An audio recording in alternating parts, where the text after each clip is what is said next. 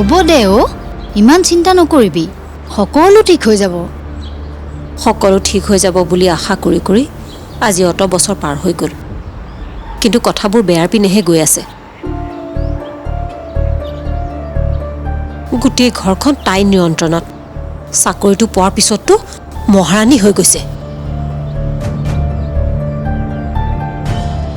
সহ্য কৰিব নোৱাৰা হৈছোঁ আজি ৰাতিপুৱাৰ ঘটনা এটা কওঁ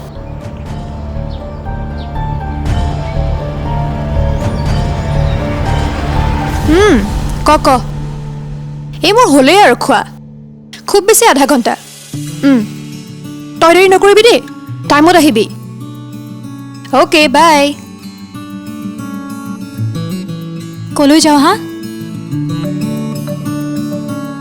প্ৰিয়ংকা আহি আছে তাইক লগ কৰি আহিম কলৈকো যাব নোৱাৰ তই অহা সপ্তাহত পৰীক্ষা নাই জানো তোৰ ঘৰতে থাক পঢ়ি থাক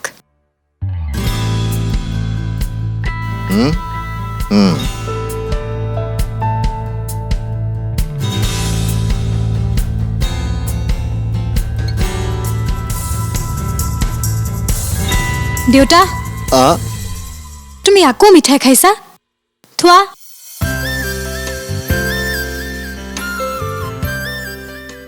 আজিৰ পৰা কিন্তু মিঠাই খোৱা দেখা পালে দিগদাৰ আছে তোমাৰ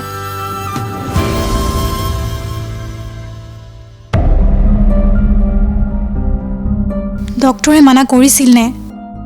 নাই আজি বোলো এনেই এটা নাই হ'ব দে নাখাওঁ ৰুটিকে খাওঁ দে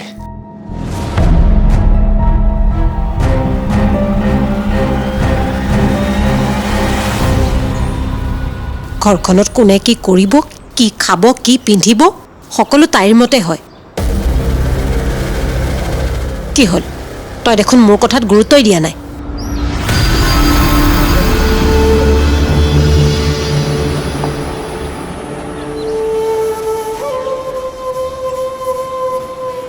মই সেইটো কথা চিন্তা কৰিছোঁ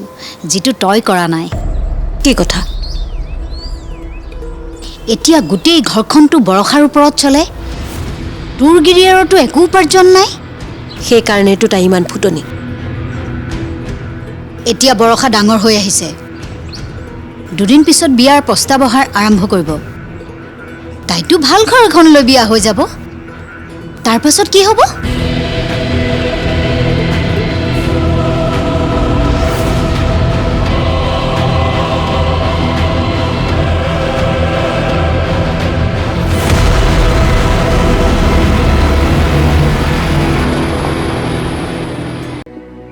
বৰষা